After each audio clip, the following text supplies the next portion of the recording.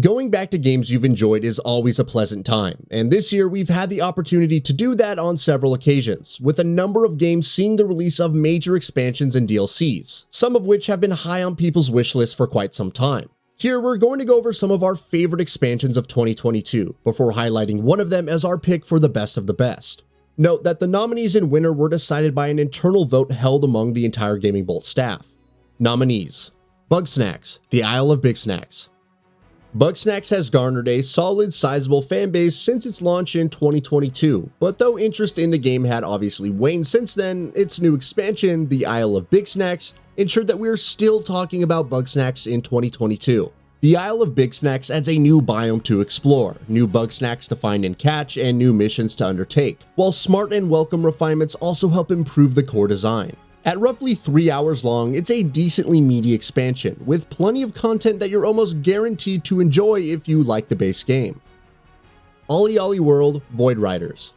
Roll7's Ollie Ollie World is easily one of the most enjoyable games of 2022, so of course we're not going to sniff at a sizable expansion that adds more content to the game. And the content that Void Riders adds is, in a word, amazing. From its excellent new levels to the incredible tractor beam mechanic, from an endearing cast of characters to more of that silky smooth skateboarding gameplay that the base game delivers in spades, Void Riders puts together a package that can pretty much stand toe-to-toe with the game that it builds off of. Assassin's Creed Valhalla: Dawn of Ragnarok. If there's one thing Assassin's Creed Valhalla was in desperate need of, it was more content, right? The massive 100-hour open-world RPG had already received 2 sizable expansions last year, so to see it get an even larger new expansion in 2022 was somewhat of a surprise. Either way, it's safe to say that Dawn of Ragnarok is a worthy addition to the base experience. By now, you're probably well aware of whether or not you like Valhalla's formula, and if you do, you're going to like Dawn of Ragnarok, because above all else, it's more of the same. It's got a great setting and a solid story that build on the mythological parts of Valhalla's story, while fun new abilities also make combat more enjoyable. For those who've had quite enough of Assassin's Creed Valhalla by now, which no one will really blame you for, Dawn of Ragnarok is easy to skip, but for fans of the game, there's plenty to like here.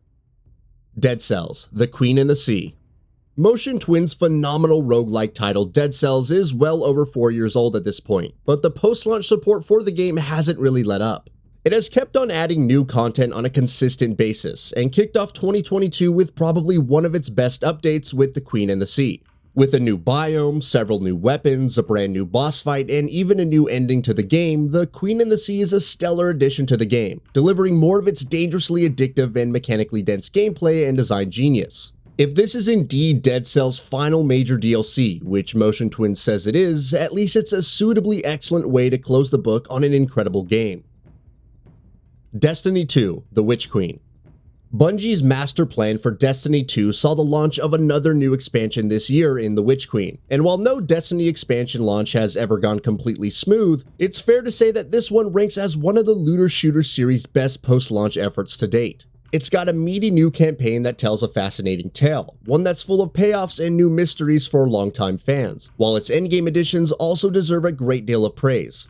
While the Destiny fanbase is unlikely to ever be 100% happy with the state of things in the wake of The Witch Queen, it certainly feels like Destiny 2 is at its highest point ever. Outriders Worldslayer. Outriders didn't exactly set the world on fire when it launched, but it was nonetheless a solid, enjoyable, meaty looter shooter with addictive combat and fun loot mechanics. Funnily enough, you can apply pretty much that exact same description to Outriders Worldslayer. It's a pretty sizable campaign that has a pretty forgettable story, but also has fun, thrilling combat encounters in spades, while tinkering with your build never gets old either. If you enjoyed People Can Fly's RPG shooter when it launched last year, Worldslayer is certainly worth your time. Forza Horizon 5: Hot Wheels. Forza Horizon gave us a Hot Wheels DLC with its 3rd installment and a LEGO expansion with its 4th. It was kind of a given that Forza Horizon 5 would do something similar as well, and boy, we are glad that it went back to Hot Wheels. A collection of islands floating in the sky above the base game's map serve as this expansion setting, but unlike Mexico, this open world map is full of bright and colorful plastic tracks, a smattering of loops, boosts, jumps, and a healthy dose of natural beauty, from frozen mountains to dense jungles to waterfalls and more. Add to that a bunch of new Hot Wheels themed cars and a host of new excellently designed events and activities, and you get yet another unmissable piece of Forza Horizon content. Monster Hunter Rise: Sunbreak. Following in the footsteps of Monster Hunter World, Monster Hunter Rise added a massive chunk of new content with the Sunbreak expansion earlier this year, and much like Iceborne did with World, Sunbreak makes Rise even more of an irresistible game. Unsurprisingly, it doesn't try to reinvent the wheel, instead delivering more of the same, but there's an awful lot of new content to dive in here nonetheless. The new monsters are excellent additions and, as ever, a joy to take on in combat, while crafting new gear and grinding out loot remains as addictive as ever. There are also new environments, skills, plenty of quality of life improvements, and much more, so if you're looking for more Monster Hunter, Sunbreak is pretty much unmissable. Resident Evil Village: Winter's Expansion. If you're looking for pure value for money, you're unlikely to be disappointed with Resident Evil Village Winter's Expansion. The three-pronged expansion adds a new story chapter, new mercenaries content, and a new third-person mode for the base game's campaign, which is a surprising amount of content for a Resident Evil expansion. It helps, of course, that most of it is a lot of fun, even if it's not perfect. Shadows of Rose has some interesting new locations and gameplay ideas, and a particularly horrifying sequence that lives long in the memory, while the new third-person mode is an excellent way to revisit the base campaign. Maybe it's not unmissable, but Winter's Expansion is a solid excuse to go back to Capcom's excellent survival horror title. Cuphead: The Delicious Last Course. Cuphead is one of the best games of its generation, so yes, there was plenty of excitement surrounding The Delicious Last Course's launch.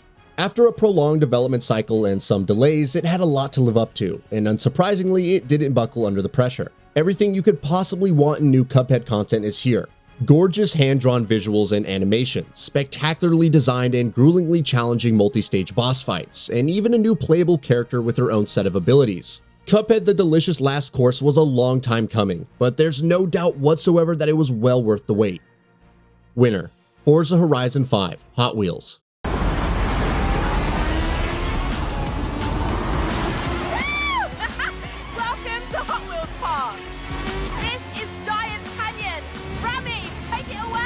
We're massive fans of Forza Horizon 5 here. It was our 2021 Game of the Year after all, so it's no surprise that we can't quite get enough of this game no matter how much we play it.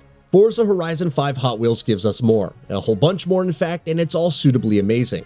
The tracks are excellently designed, the sense of speed and the pure adrenaline it generates is electric, the unique biomes look spectacular, and driving around in Hot Wheels cars is exactly as fun as you'd hope.